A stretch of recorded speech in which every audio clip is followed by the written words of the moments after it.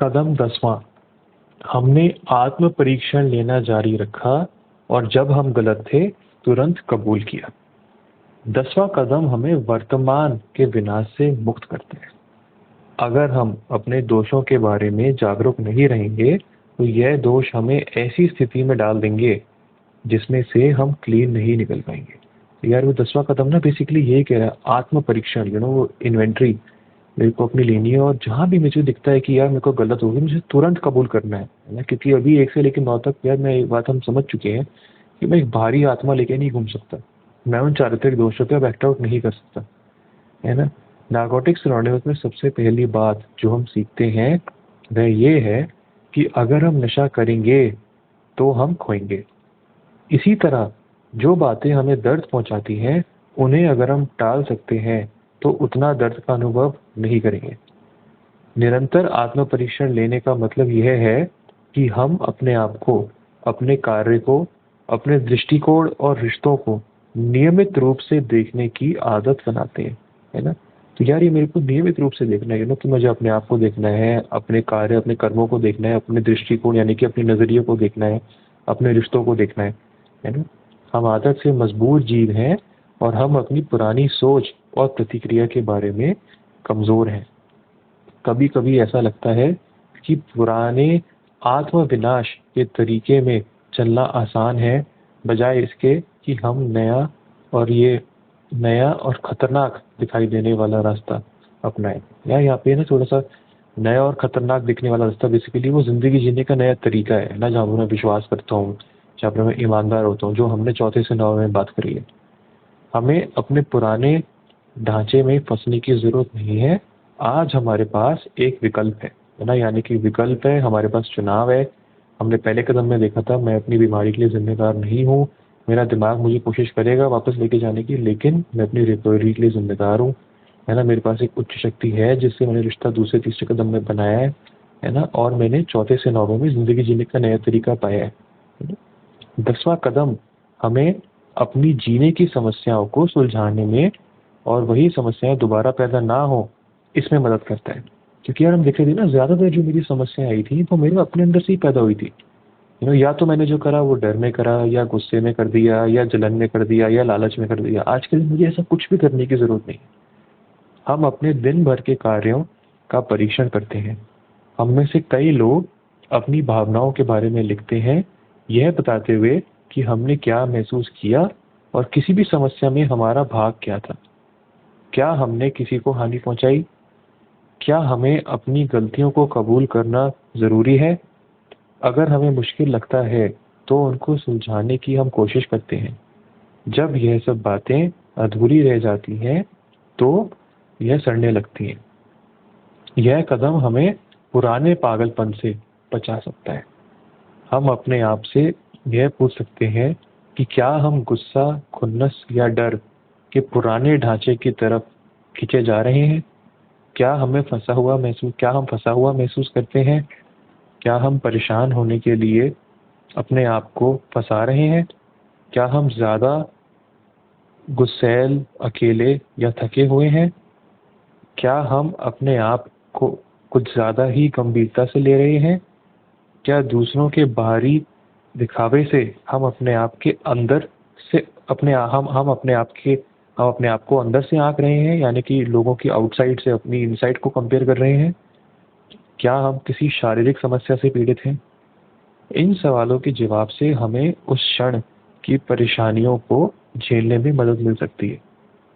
हमें अब आंतरिक खोखलेपन के एहसास के साथ जीना नहीं पड़ेगा, यानी कि जो अंदर से जो पहले खोखलापन था जिसको हम एक स्पिरिचुअल वर्ड कहते थे, आज के दिन उसके साथ जीने की जरूरत नहीं है।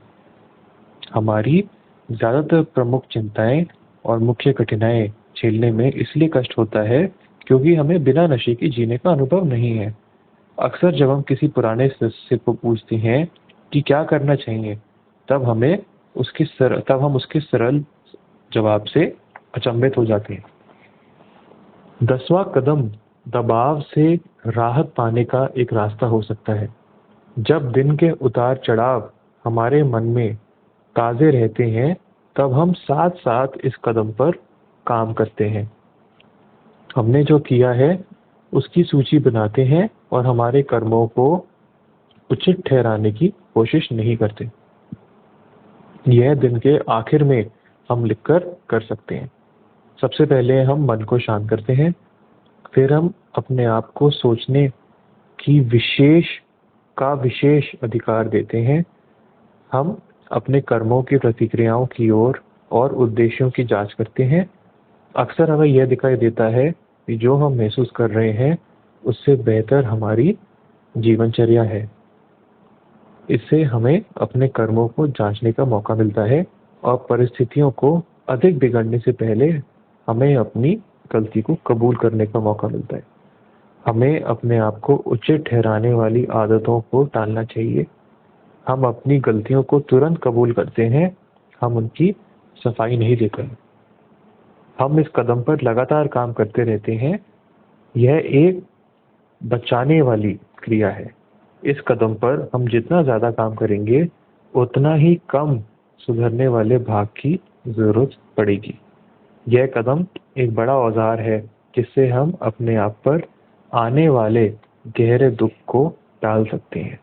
क्योंकि यार वो गहरे दुख को कैसे डालेंगे, अगर मैं डेली इन्वेंट्री लूंगा यार और एकदम से मैं है ना जागरूक रहूंगा कि मैं कैसे एक्ट कर रहा हूँ क्या नहीं, तो मैं दोषियों पे एक्ट ही नहीं करूंगा यार। कोई गलती हो जाएगी तो इमीडिएटली क्षतिपूर्ति कर लूंगा। तो जो आने वाले दुख है ना यार, मैं उनको टाल दूंगा। हम अपने एहसासों को, भावनाओं को, कल्पनाओं को और कर्मों को ध्यान से देखते हैं। अपने आप पर लगातार ध्यान देने से हम उन कार्यों को दोहराने टाल सकते हैं जिससे हम बुरा महसूस करते हैं। जब हम अच्छा महसूस कर रहे हैं और सब कुछ बढ़िया चल रहा है तब भी हमें इस कदम की ज़रूरत है। अच्छा महसूस करना हमारे लिए एक नई बात है और हमें इसका लालन पालन करना चाहिए। परेशानी की घड़ी में वो चीज़ें कर सकते हैं जो हमारे अच्छे समय में काम करती थी। हमें अच्छा महसूस करने का हक है, हमारे पास विकल्प है। अच्छी घड़ी फंदा भी बन सकती है। इसमें खतरा यह है कि हम यह भूल सकते हैं कि हमारी पहली प्राथमिकता क्लीन रहना है। हमारे लिए रिकवरी सिर्फ आनंद से भी बहुत बढ़कर है। हमें यह याद रखना चाहिए कि हर एक व्यक्ति गलती करता है। हम कभी भी परिपूर्ण नहीं होंगे, है ना, यानी कि कभी भी हम परफेक्ट नहीं होंगे, गलती तो होगी, है ना, लेकिन फिर भी हम 10वें कदम के द्वारा अपने आप को स्वीकार कर सकते हैं। आत्म परीक्षण को लगातार करते रहने से हम अपने आप से और अतीत से अभी और यहीं मुक्त हो जाते हैं। जब हम अपने अस्तित्व को उचित नहीं ठहराते, जब अब हम अपने अस्तित्व को उचित नहीं ठहराते हैं, यह कदम हमें हम जैसे हैं वैसे बनने का अवसर देता है। तो यार ये जो जैसे हैं वैसे बनने का अवसर देता है तो मतलब यार जो मैंने वाकई में पाया चौथे पांचवें कदम में, जो मैंने अपने एक तो यार जो मैंने नशे में करा और एक जो मैंने पाया मैं कौन हूँ, है ना। तो जैसे है वैसे है मतलब कि यार जो मेरी इंसानियत है, जो असली इंसानियत है, जो जो मेरी अपनी नैतिकता है, ना, तो जैसा मैं हूँ मैं असलियत में वैसा रह सकता हूँ, बजाय कि अपने चरित्र दोषों के वश में कुछ वो बनूं या कुछ वो करूं जो मैं नहीं हूँ, है ना। तो इसीलिए 10वें कदम पे यार बहुत सिंपली जो वो ये समझा रहा है ना कि देखो यार रात को अपना मेडिटेशन करना है। मैं आराम से अपने आप को शांत करके बैठता हूँ, मैं देखता हूँ यार कि आज के दिन में से मेरा दिन कैसे रहा, क्या मैंने कर्म करे, मेरे क्या उद्देश्य थे, क्या मैंने किसी को चोट पहुंचाई, क्या मैं बेहतर कर सकता हूँ, क्या मुझे किसी क्षतिपूर्ति करनी है ना। इन बारे में सोचता हूँ तो अगले दिन जो उसको है कि उसको जी के उसको ठीक करके मैं बहुत सारे जो मेरे आने वाले दुख हो सकते हैं, है ना, वो टल जाते हैं, है ना। तो इसलिए यार 10वां कदम मेरे को अपनी जागरूकता बढ़ाने में और एक दिन के हिसाब से जागरूक रहने में मदद करता है, जो कि बहुत ज़रूरी है। Thank you.